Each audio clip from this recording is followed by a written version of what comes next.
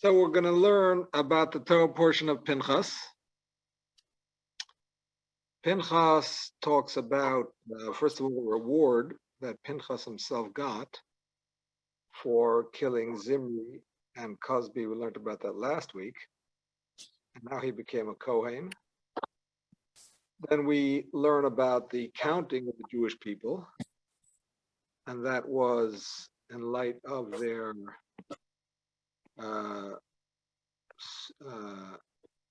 near entry into Eretz Yisrael. I'm going to mute everybody. You can unmute yourself if needed. So they were counted once again as they were counted in the past.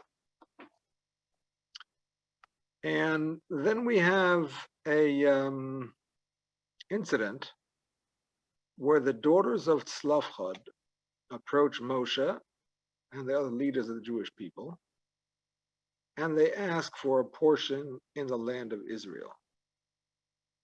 And as we're going to see, they were only sisters, they had no brothers, and they wanted to inherit their father's portion, who had already passed away, in the place of him losing his inheritance completely. It was understood in those days that inheritance went to the sons.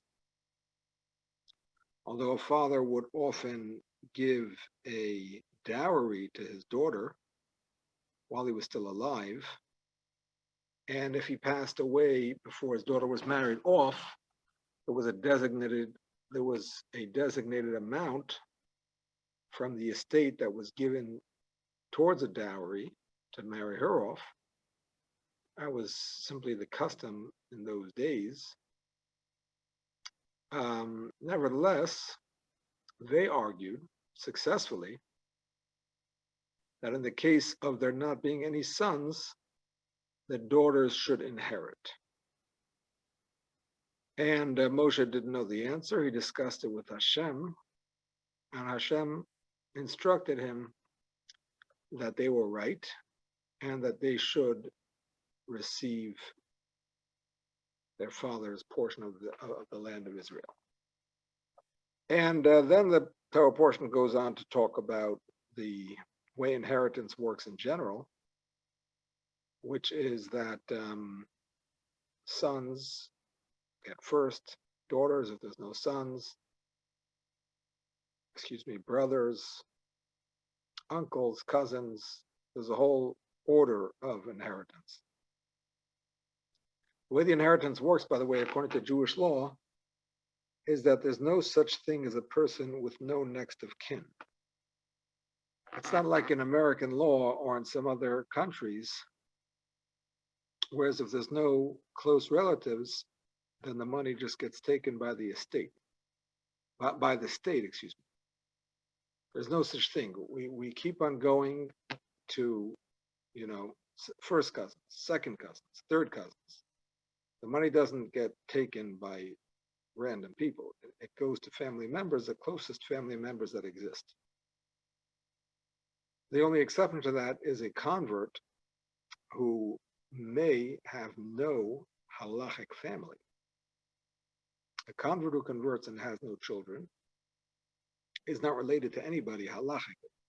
Even though biologically they can have relatives, but halachically they receive the status of a newborn when they convert. So that's the only case where that inheritance can be, it's not taken by the state, but it's basically up for grabs for whoever gets it, because it has no owner. And then the Torah portion goes on and talks about Moshe Rabbeinu asking that his children inherit his position. That was kind of a response to the laws of inheritance. Based on these laws, Moshe was arguing that his children should inherit his position, but Hashem said, no, Yehoshua is the one, and that Moshe should appoint him already, give him a position already while he was still alive, so that he would be respected after he passed away. And the rest of the Torah portion is about the various sacrifices that the Jewish people were going to have to sacrifice once they got into the land of Israel. There's the daily sacrifice that actually started in the desert already. I think that's Ben. And then there is the Shabbos sacrifice, Rosh Chodesh, Yom Tov, every single day of Yom Tov, depending on the Yom Tov, has its own number of sacrifices. And that pretty much rounds out the Torah portion. Okay, any questions before we focus on what we're going to focus on?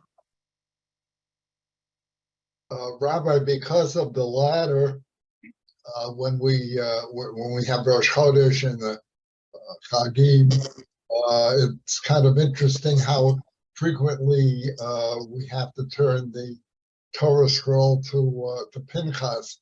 I guess Pinchos and Kasisa are the most commonly referred to parshas. Is that right? Pinchos definitely is more common than Kisisa.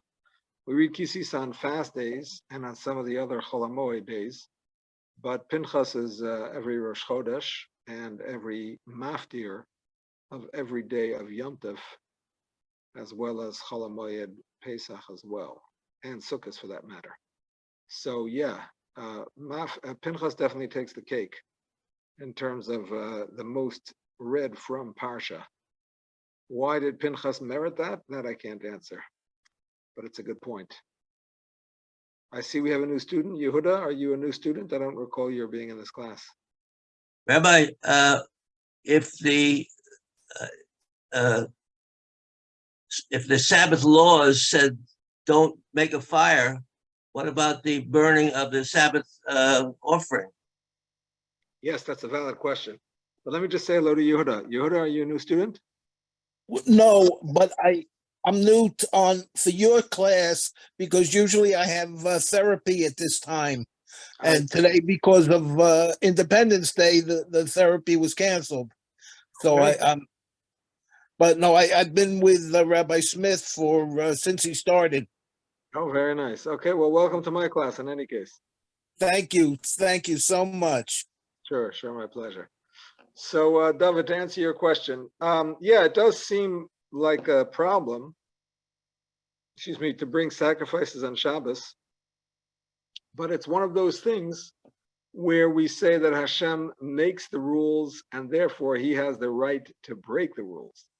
The same Hashem that says not to light a fire on Shabbos says to bring these sacrifices on Shabbos and on Yom Tov and on Yom Kippur and so on. It's a similar thing, by the way, to the idea of the brother who passes away without children. Then the surviving brother marries the widow, even though generally it's forbidden to marry a sister-in-law, even after the brother passes away, but here Hashem allows it. And we have other similar concepts where there are rules, but Hashem says that there are times to break those rules, and sometimes it's even a mitzvah to do so. Rabbi? Yes. Rabbi, I wanted to say maybe it's also because the Kohanim need to eat on Saturday too. I think the Kohanim had plenty to eat. I mean, there was only a very small amount of Kohanim serving in the Beis HaMikdash, and they presumably got their regular truma and whatever gifts that a Kohen would get on every other day. They could get that in the Beis HaMikdash too. So they didn't specifically have to eat sacrifices. The average Kohen got to work 2, maybe 3 days in the whole year in the Beis HaMikdash, because there was a cycle and there was a lot of Kohanim. So just like they ate for 362 other days, they presumably had what to eat on that. On those days. But every group that worked on Saturday needed to eat. Yeah, but that's not a reason. They could have had another arrangement. Hashem could have figured it out. I also wanted to say, I'm sorry I was late a few minutes because I was doing the test and didn't remember, that the time is running. Okay. I thought maybe you were taking off for July 4th. Well, I'm busy with the test and the Gemara. Oh, nice. I didn't know there's tests in this class. I would have prepared. Yeah, that's the first time we get a test. Wow, this is serious business. Yeah. Rabbi, Yes, please. I thought that if it's Doraisa, you can't change it. Isn't Korbanot on Shabbat considered Doraisa? It's not Rabbanan. What do you mean by change it?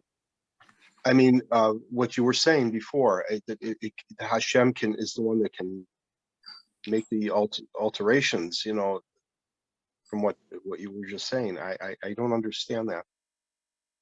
That's the whole point. Because it's Doraisa, because it's a Torah law, not a rabbinic law, so Hashem can say, yeah, this overrides the Shabbos. A rabbinic law is not going to override the Shabbos. The rabbis never say desecrate the Shabbos because they don't have the power to override the Torah law. But since this too is a Torah law, it's explicit in the written Torah, so the Torah has the right to override itself, so to speak. I see. Okay. Let me ask you a question. Yes. Rabbi, Yes, go ahead. so I've always understood, or I've been told very clearly by Rebbeim, that if it's a matter of pikuach nefesh, that one may break the Shabbos for that. Now, that then is deraita. Is that not correct? Yes, the idea that saving a life overrides the Shabbos is learned from the Torah itself. Yes, Okay, thank you. sure. Okay, so let's do some of the reading of the Parsha.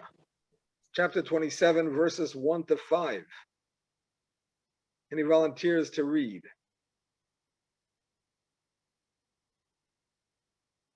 I sent it out a little bit late today, maybe a half hour ago.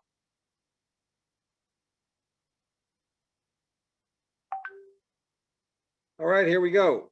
Vatikravna, benois Slavchad ben Chefer ben Gilad ben Mocher ben Menashe, lemishpachois Menashe ben Yosef, ve'ela shemois benoisav, Machla Noya, ve'chogla umilka ve'sirza. The daughters of Slavchad of the Menashite family, son of Chefer, son of Gilad, son of Mocher, son of Menashe, son of Yosef, came forward. The names of the daughters were Machla, Noya, Chogla, Milka, and Tirza. So, by the way, the fact that we mention not just the father's name, but the grandfather, the great-grandfather, great-great, and great-great-great-grandfather, is to bring honor to all of them, because these daughters were very special people. The fact that they came forward with an argument that was a unique argument, and it was, so to speak, accepted by Hashem, shows on their wisdom and their assertiveness. And eventually they got married, and even though they all married above the age of 40, where naturally it's very difficult to give birth at that age for the first time, certainly, but they all did have children, which indicates that they were righteous women. So we therefore give their whole heritage, ancestry, to bring honor to all of those ancestors. Vata'amoidna lifnei Moshe v'lifnei Elazar HaKohen v'lifnei HaNasiim v'chol ha'eda Pesach Oyel Moed Lemar. They stood before Moshe, Elazar the high priest, the chieftains, and the whole assembly at the entrance of the tent of meeting, and they said. So there's different opinions, by the way, why they came to Moshe, Elazar, the priest, the chieftains, the whole assembly. I mean, Moshe is the man, so whatever Moshe says is going to go. What's the point of going to all of them? So some say that the verse should be understood to be out of order. First, they approached the assembly, they didn't know. They approached the chieftains, they didn't know. They approached the Kohen Gadol, Elazar, he didn't know, and finally they approached Moshe.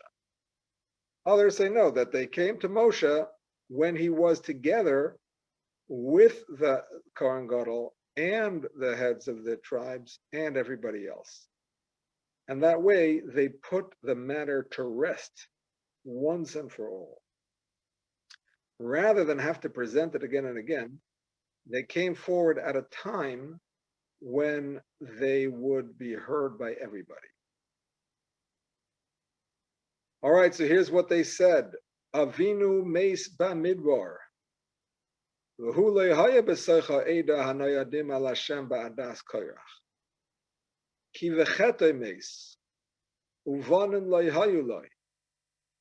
Our father died in the wilderness.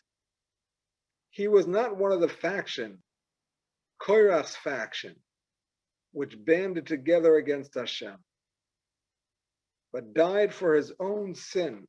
Ah, David is here. Welcome. Two people entered the waiting room. David and Bruce. All right. And they said, sorry, I said that already. Our father died in the wilderness. He was not one of the faction, Koyrach's faction, which banded together against Hashem, but died for his own sin, and he has left no sons. Okay, so they introduced themselves, saying that their father was not a troublemaker. He wasn't part of Korach's group. We're going to see in Rashi exactly what they meant, because they said two things. He was not in the congregation that complained against Hashem, in the community of Korach. Rashi is going to say that's actually two different groups. But anyway, he died for his own sin, right?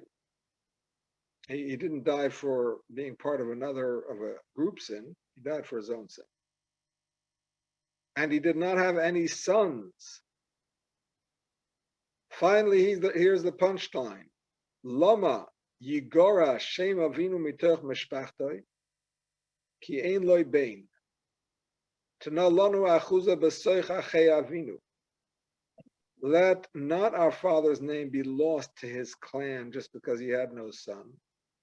Give us a holding among our father's kinsmen. Vayakrev Moshe mishpaton lifnei Hashem. Moshe brought their case before Hashem. This is only one of two cases, by the way, that Moshe did not know the answer. There was this case here and one other case. Who remembers?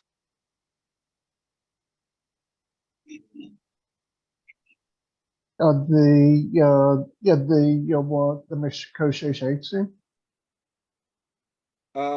Actually, the Makoshesh Eitzim also Moshe didn't know. That's true. So that's three. I was thinking of the Korban Pesach. They came and they asked to not miss out, and Moshe asked Hashem, and Hashem gave them the Korban Pesach, second chance. My rabbis this morning said that Moshe didn't know the answer to the relationship between the Moabite girl and the Israeli man. Right, he forgot that. He had taught it once, actually, and Pinchos reminded him of it, and he said the one who reads the letter should carry it out. But at that moment, he forgot it. That's correct. So that's correct. That's two, 3 or 2? 4. I wasn't thinking of that one because that one is something Moshe did know and then forgot. I was thinking of it that he didn't know in the first place. But yeah. So let's read the Rashi. We'll start with the Hebrew. V'hu lo haya. Lefisha yu bois lemer b'chetay meis. Nizkaku lemer lo b'chet meslayim in levar as karach. Sheitzu HaKadosh Baruch Hu haya. Ela b'chetay levare meis lehechti acherim imoi. Abekiva oimer makoy sheitzim haya. Shemanam menapilim haya. Okay, here goes in the English. He was not in the congregation of Korach because they intended to state that he died in his own sin. They felt compelled to say he had not taken part in the sin of those who murmured nor had he been in the congregation of Korach, who incited the people against the Holy One, blessed be he. So Rashi explains that there are two groups that they're excluding him from. They're excluding him from Adas Korach, the congregation of Korach, but also from the ones who murmured. They're called misloinanim, the ones who complained. Now, we have different times in the desert that the Jewish people complained. They complained even by the sea. And they said, we're going to be killed, let's go back to Egypt. And Moshe convinced them to continue and go into the sea. But they're not talking about that because nobody died from that. They complained when there was no water. But nobody died from that complaint either, so obviously they're not talking about that. So it seems that it's either talking about the ones who complained about the mun, because there were people who died when they ate from the slav bird. We read about that in Parshas Baha'aloischa. It could be referring to the ones who complained about the spies, but the difficulty with that is that everybody complained. So how could you say he was not among those who complained?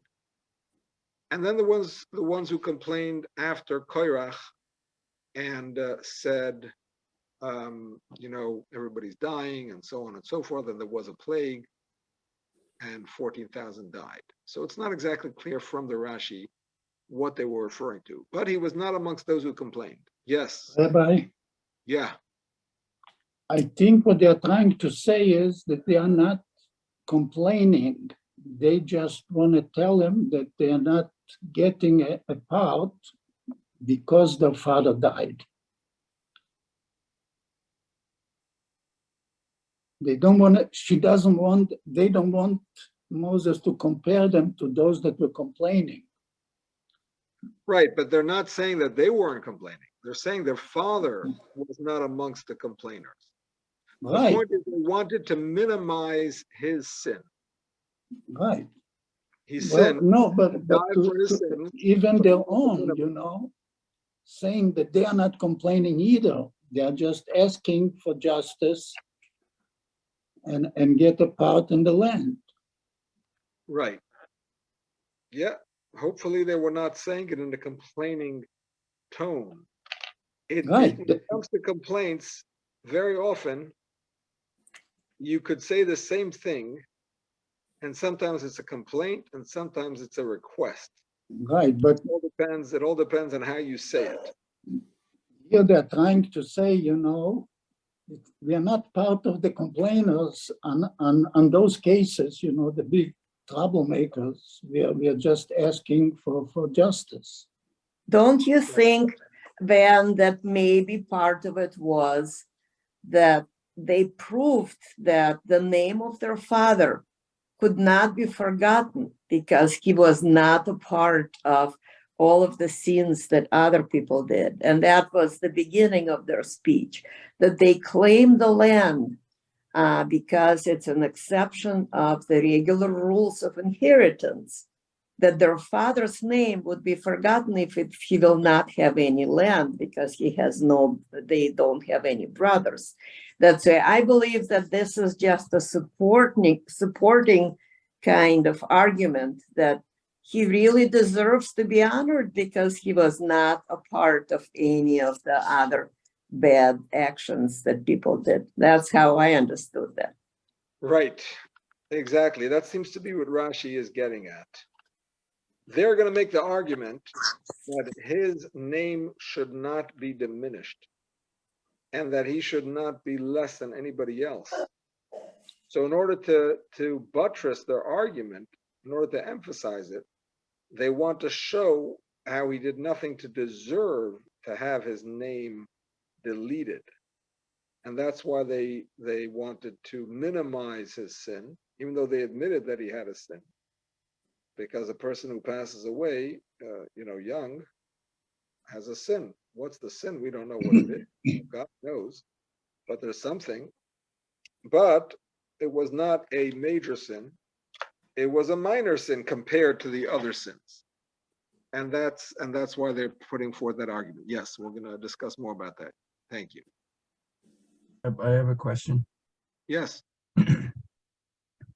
Slofhad's wife would not be eligible for Yibum. That was actually one of their arguments. We didn't quote the Rashi that quotes that, but that was one of their arguments. The Gemara says, Chachmoniyos hoyu. They were wise women. And this was one of their arguments. They said, if we are fit to inherit, then that's fine, we should inherit. If we're not fit to inherit, which would mean that our father's name is, so to speak, going to be forgotten and wiped out from history because there's no, right, the money, the estate just goes wherever, and there's no continuity, then our mother should be allowed to marry one of our uncles, and that way the baby of that union could, in theory, inherit. I mean, she was already older, so it's hard to imagine she would have a baby, but you never know. And the child of that union could maintain the family's name. Excuse me. Yes, so that was one of her arguments. Correct. One of their arguments. Okay. They were Talmudic scholars even before the Talmud existed.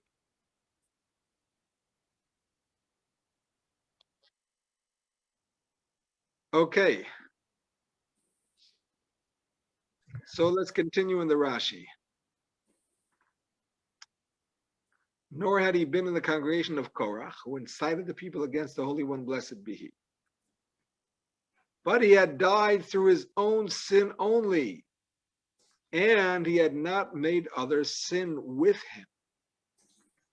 Bechet oi mes in Hebrew means his own sin.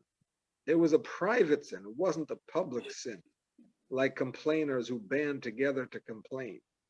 Or like Korach, who was fomenting a rebellion against Moshe, as we know.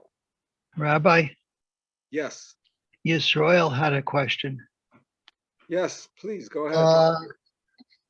I didn't want to interrupt the rabbi's thought, but how much of how we go build an estate while over the 40 years in the Midbar? I mean, as a practical matter, they didn't own land.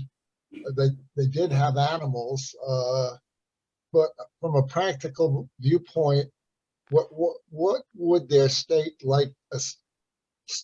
likely have included? Okay, so this is a good question, and it definitely needs to be addressed and discussed.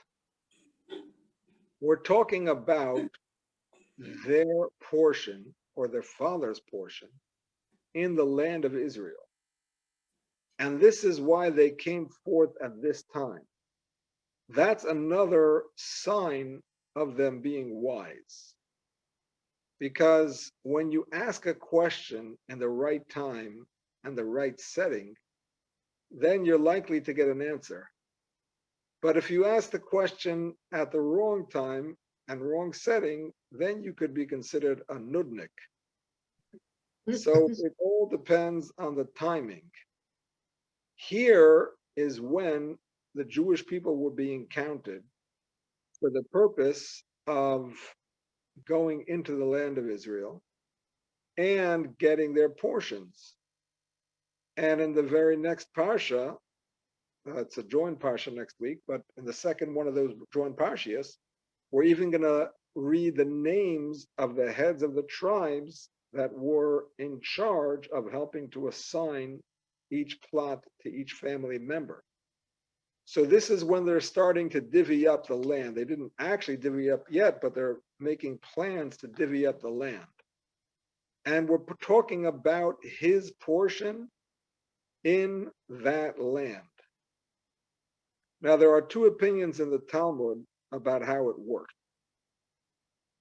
One opinion is that it was divided up amongst those who left Egypt.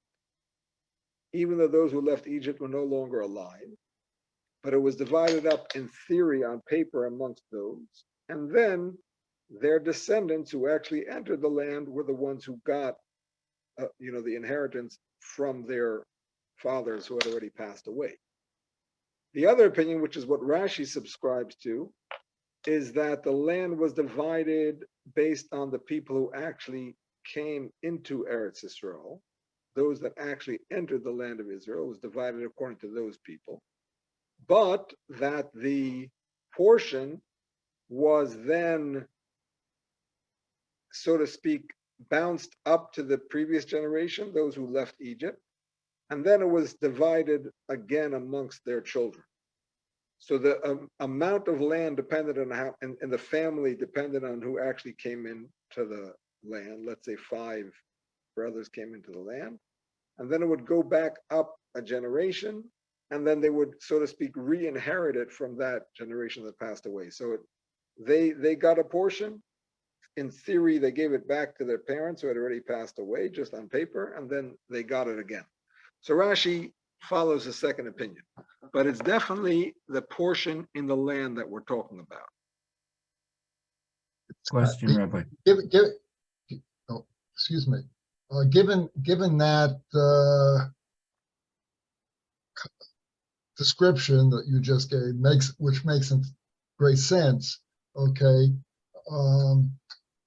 it seems that there would have been a lot of people among the Israelites who would be concerned with that same question. It was almost like a quote unquote lahavdil, a class action suit, and Moshe didn't anticipate. It's surprising that Moshe did not anticipate that. Right.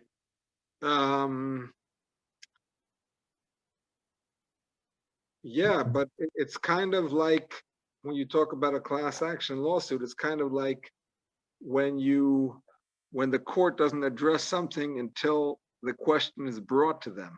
So it's like obviously if Moshe had been taught this halacha, he would have taught it.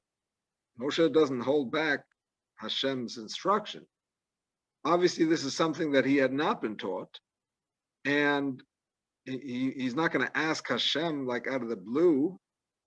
So even though it's certainly they weren't the only ones out of a family, out of a nation of 600,000 men, plus the women and children, certainly statistically speaking, there must have been many families that had only girls and no boys.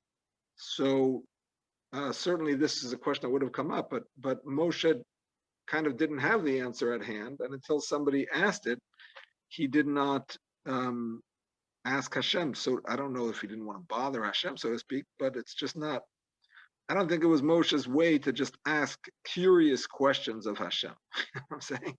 What Hashem told him, he told the people. If there was something that he needed to do, needed to know, and he didn't know, then he would ask them. But until it was posed to him, he didn't just randomly ask Hashem. Thank you, Rabbi. Sure. Rabbi, when you said that it was a private sin, Yeah. I mean, he actually did it before Hesia, and he was caught Well, and we're going brought to to. discuss that soon. We're going to discuss that soon. But what he means is, if you look in the words of Rashi, it's v'loy hechti esacherim imoy. He did not cause others to sin with him. That's what he means. It was a private sin. He was not influencing other people to sin. If you want to talk about the Mekoshesh, there's two opinions if it was the Mekoshesh or the Ma'apilim, as we're going to see soon. But if you're talking about the Mekoshesh, the one who collected sticks on Shabbos, on the contrary, our sages say that the reason he did that is because he felt that people might not take the laws of Shabbos so seriously. And he wanted to show them that it's a very serious matter. So he, so to speak, gave his life up for the sake of teaching them a lesson. He knew that he was going to be caught. He knew that people were watching him. He was warned, and he did it anyway. And he died to teach them a lesson, that keeping Shabbos is a very serious matter. So he did not cause others to sin. That's the point.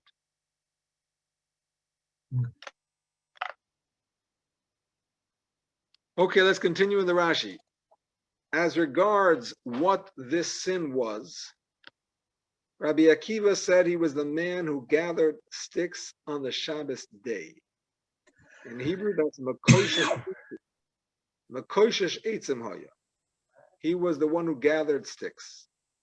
So once again, that would explain that he didn't cause others to sin. It was private, not private like done in private, but private meaning to say it was an individual sin and not a group sin. And finally, the second opinion is Rabbi Shimon. He said that he was one of those who presumed to disobey Hashem's command. Min ha'ma'apilim hoya. The ma'apilim were the ones who insisted on trying to enter the land of Israel even after Hashem said that they would die in the desert. This is going back to the Torah portion of Shalach, when they sent the spies, and then they cried the whole night. And then Hashem said, okay, if that's the way you feel about the land of Israel, you're not going to get it. Your sons will get it. And they said, no, we changed our mind. We're ready to go. We're going to go now. And Hashem says, no, it's too late. Moshe Rabbeinu warns them, if you go up the mountain, you're going to be finished. And they didn't listen, and they went up the mountain, and they were struck down by the Amoiri, who came down from the mountain and wiped them out. So, according to this opinion, he was part of a group that did disobey, because they were told that they had to wait in the desert rather than go into the land right away. But the point is, it was not a rebellious act against Hashem. On the contrary, they were saying, we believe that Hashem can bring us into the land. We want to correct what we did wrong. The spies said that it's too much to conquer the land. Hashem doesn't have the power, and that's why they were. And when we believed them and we were going to be punished, well, now we're going to the opposite extreme, and we're ready to go right now. And of course, Hashem said not to, and they shouldn't have. But it wasn't a sin that was a rebellious act against Hashem. So those are the two opinions. Okay, a few questions that the Lubavitcher Rebbe asks on this Rashi. First of all, why is it important to know what sin he did? On the contrary, if you want to talk about the Makoshesh, the one who collected sticks, the Torah goes out of its way to not say his name. The Torah leaves it anonymous, because why should we publicize the poor fellow's name? It's bad enough that he did it. Now for all generations, we have to go and announce it. So the Torah doesn't actually say his name. Rabbi Akiva comes along and points his finger, says, yeah, that's the guy. It was Slavchad. Why is that important for him to do that? And according to Rabbi Shimon as well, that he was one of the ones who went to Eretz Yisrael early. Why do we have to know what his sin was? Why can't we simply say he wasn't a troublemaker in a major way? He didn't rebel against Hashem. He wasn't part of Korach. He wasn't complaining. What did he do? He had a sin. Whatever. I don't know. Maybe he ate some milk and meat. Maybe he, I don't know. There's a ton of sins that are out there. And why do we have to assign him a sin? That's question number one. Especially when we don't see any indication in the verse as to what the sin was. And Rashi always is deducing his interpretation based on the verse. Even though Rashi quotes the Medrash and quotes the Talmud and quotes the Targum, that's a translation of Onkelos, Nevertheless, he only quotes them when there is something in the verse that seems to indicate that that's the interpretation. He doesn't quote it simply because that's the tradition that is quoted in the Medrash, because Rashi doesn't have to quote every tradition. Rashi is coming to explain the simple meaning of the text. And if we don't have that clear from this text, why does Rashi have to bring it? Rabbi, Yes. based on the shot, I mean, it would seem that to avoid rebellion, that every Aveira is magnified in order to prevent rebellion. Especially with what was happening at that point, just an overall threat of anybody creating kind of rebellion, that they felt that, that any kind of Aveira would be considered, should be magnified and could be exposed. I mean, to a certain degree, every sin is a rebellion against Hashem, because the sin is basically a statement of, I can do what I want. I'm independent. Don't tell me what to do. I'm talking about if it's a willful sin. So to a certain degree, that's true. But still, why do we have to specify what it was, point it out? Like they say in Yiddish, mitten grubben finger, like to really dig in. So, Rabbi. yeah.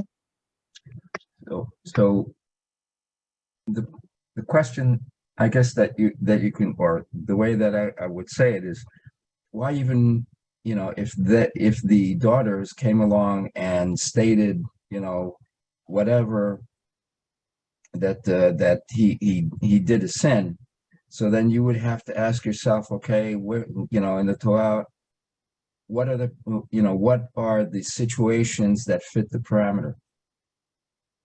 And on top of that, not only are they listed, but they're given this gigantic lineage that goes back all the way to Yosef HaTzadik, Yes. which indicates that this individual wasn't some poor schlub. He was an important individual. Yes. And so, therefore, the question is, if this is an important individual, the sin has to be mentioned somewhere within the Torah itself. And so, what are the only possibilities? And I mean, I would never have gone with what Rabbi Shimon had said, because there you're talking about two, a double negative. And first of all, they refused to go, and then second of all, I said, no, we don't want to die in the desert, so therefore let's move forward. So that's the second negative, trying to correct the first negative. That's not, I would never have thought about him being part of that group. I would have gone with what I think many people would say is the Mekoshesh Eitzim, because he was the only one that was found doing it on Shabbat. And I know about the answer that you gave, that he did it as specifically so that people would know that to desecrate the Shabbat is not something that one should take lightly. So I mean, that's the reason why I think that's the reason why the question was, what is the sin, and what was it all about? Right. I do hear what you're saying, but just to give another perspective, one could make the argument that what they were saying was a manner of speech, and that they didn't even want to specify the sin. The only reason they mentioned the sin is as a matter of fact, almost of politeness. Like, so just to show they're not like complaining to Hashem why he died, and they're saying, well, he didn't do this sin, he didn't do that sin. I have to say he did a sin, because otherwise it's like they're kind of complaining to Hashem, why did you take him? So they throw in that little nugget, he just died for his own sin, but perhaps it wasn't even important to them to identify the sin. And they just said it, like I said, to make it seem that they're not complaining. But if they didn't identify it, if that is in fact the meaning, and they didn't mean to identify it, then we come back to the question, why did the Rashi find it important to identify? Even if it's true, excuse me, that there are only several sins in the Chumash that are identified, and the Makoshesh is one of very few.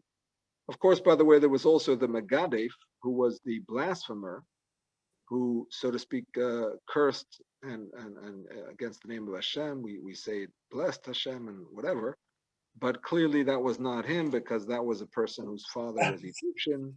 And that's a different person entirely. So we're not suggesting it was him, but it's very few. The list is very few. But the fact that Rashi points it out, obviously Rashi feels that it's important that we should know it, and it wasn't just like some expression that they just threw out there. Can't we say, in the sense that Chas v'sholom, that Rashi was guilty of lashon hara? Well, we do find the Chumash very often pointing out the sins of our patriarchs and our ancestors, even though Hashem follows the Torah. And what does Hashem speak lashon hara against the Jewish people? But obviously, it's l'to'eles. In the laws of lashon hara, you're allowed to say lashon hara for a to'eles, for a good purpose. And Hashem obviously feels that this is a good purpose, so we should learn a lesson.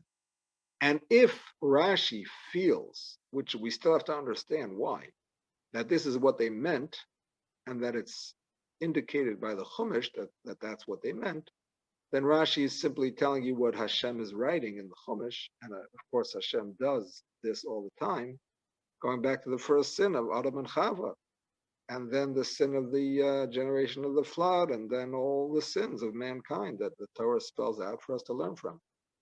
Yes. I wanted to say, I thought that the group that left early and wanted to reach Israel right away was from Shevet Ephraim. So that's the group that left Egypt early. They left Egypt 30 years earlier, 30,000 of them, if I'm not mistaken. Yeah. And they were killed. So maybe the reason I'm saying it, maybe that's why Tzlofchad can read himself back all the way to Joseph, because that's what Shevet Ephraim was. No, but he wasn't Ephraim, he was Manasseh. Oh, he was Manasseh. He was Manasseh. This is the time after the Meraglim, and Hashem says that they will never inherit the land, and that they will all die in the desert. And then so that's another sin, that they didn't wait to pay for the other sin. Yeah, that's the Mapilim. Yeah, Tzlofchad was alive in the time of the Exodus. If he would have died in the land of Egypt, there would have been nothing to talk about. I'm saying that means that he did another sin he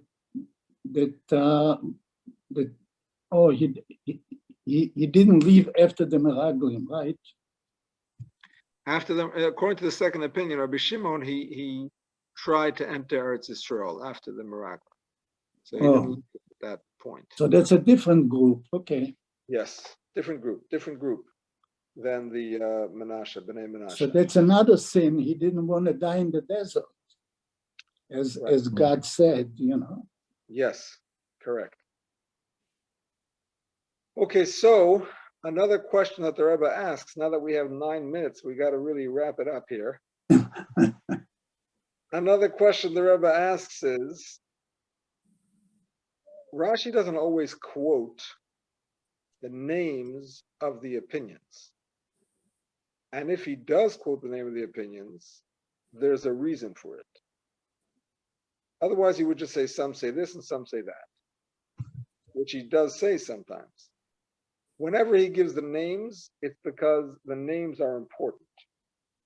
And each opinion holds like their opinion because of what they say in another context.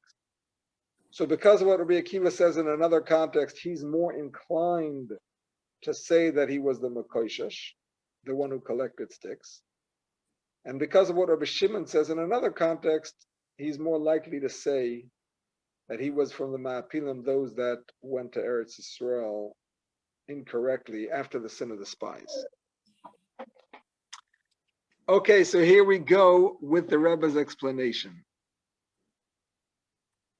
The Rebbe asks, in general, we have to understand what is the complaint of these young women. According to Rashi's understanding, the one who gets a portion in the land of Israel are the people who enter the land of Israel. So why do they think that their father deserves a portion in the land if he's not entering the land of Israel? With all due respect, even if he died for a private sin, but he didn't enter the land. Now, when a person passed away and their son enters the land, well, a son gets a portion in Eretz Yisrael, and therefore it goes back, like we said before, there was a system, it went back, and then back to them. Okay, that makes sense.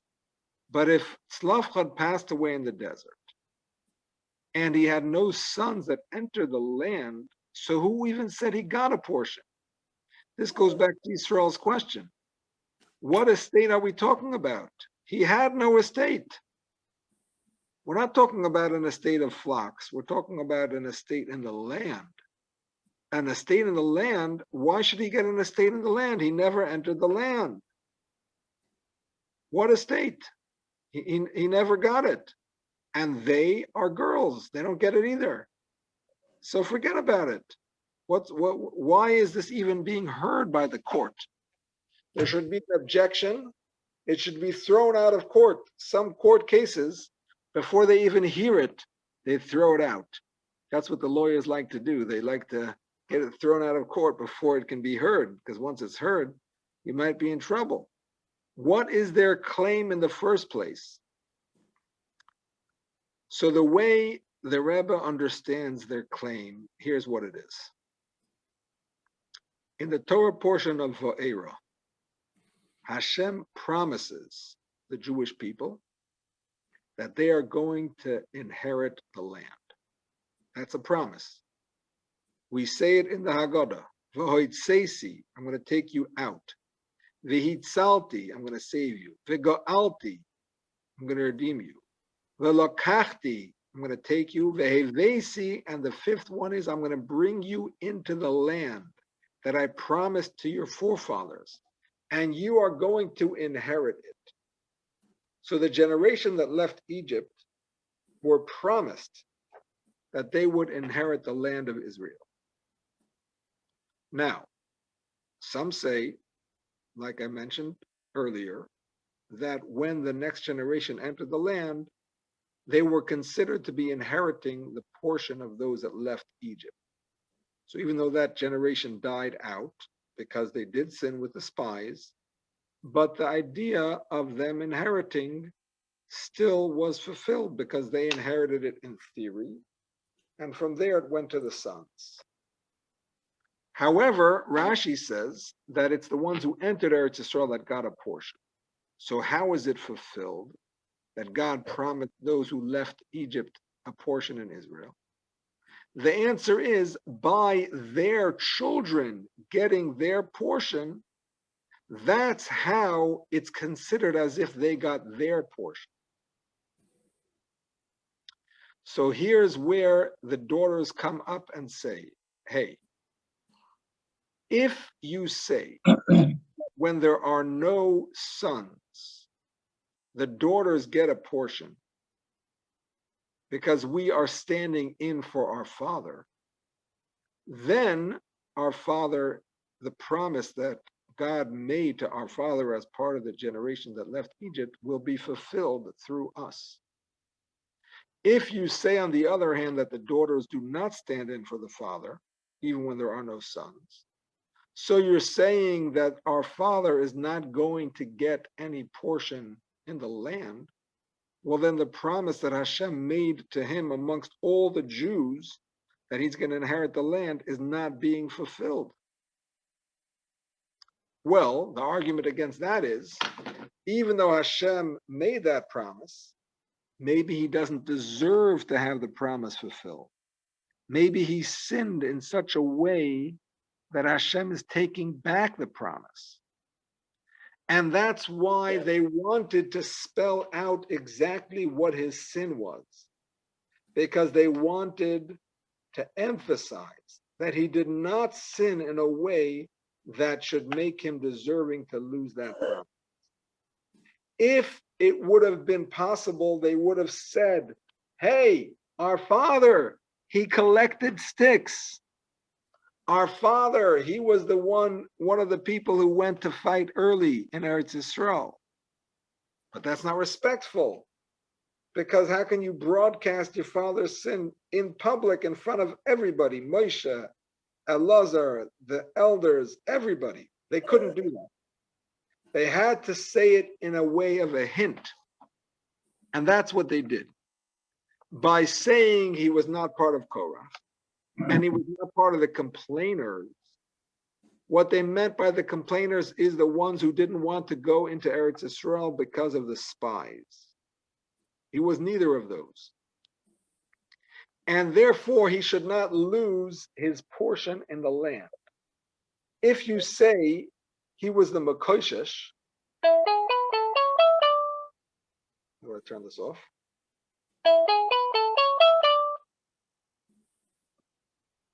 If you say he was the Mekoshesh, then this is something you didn't know yet. He was not even alive at the time of the spies. Even though the Mekoshesh is written after the spies, Rashi there says that it took place in the second Shabbos that they were in the desert. It took place more than a year before the spies. So of course he wasn't part of the spies. So he didn't do anything against the land of Israel for which he should have his portion removed. Now, even if you say that he was from the Ma'apilim like Rabbi Shimon, so he was trying to correct the sin of the spies. It's true he didn't listen. Hashem said not to go, and he went. But that's a sin of disobeying Hashem. It's not a sin that is against the concept of going into the land of Israel. On the contrary, the reason that they didn't want to go in because they didn't believe Hashem could bring them in. And now they were saying, no, we believe Hashem can do it. We're going to go. Even if you're saying not to, we want it so strongly. We love it so much. We want to go anyway. So it's like he corrected the sin of the spies. That's what he meant. That's what they meant when they said he wasn't amongst those that complained against Hashem, even though they did complain. And they didn't want to go into Eretz Yisrael because of the spies. They took it back. They did tshuva. And they didn't do tshuva in the right way, and that's why they died. But at least in terms of showing their love for Eretz Yisrael, they did show it. And that's why, that's the argument they were making. Now, Rabbi Akiva wants to minimize the sin because he loves the Jewish people very much. So he says it's mamish, a very private sin, only the collecting of the sticks, not something done in a group, like the ones who went up early. But Rabbi Shimon is very much focused in other places on the text and on basing things on the text. And since we're talking about a text where they want to magnify the love for Eretz Yisrael, and that's why he shouldn't deserve to have his portion stripped from him, that's why Rabbi Shimon wants it to be a sin that shows the love for Eretz Yisrael, even though it's a sin, but at the same time, he showed his love for the land, and that's why he should not be stripped of it. So this was the argument of the daughters of Slavchad. David, you want to give us a roundup? I would say that Rabbi Akiva, his whole essence is love of other Jews.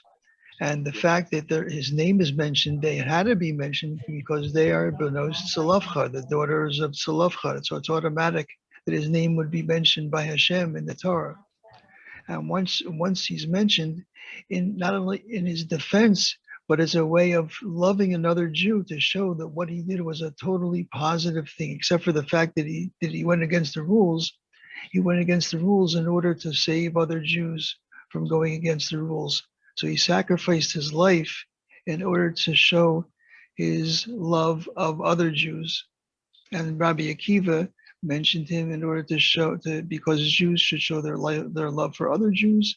And Rabbi Akiva was emphasizing his sin, Tzalofcha's sin, because he wants to emphasize his defense of Tzalofcha as a means of expressing his love of other Jews.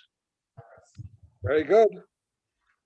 I'm with you on that. Rebbe Akiva is the one who said, loving your fellow Jew as yourself is a big rule in the Torah.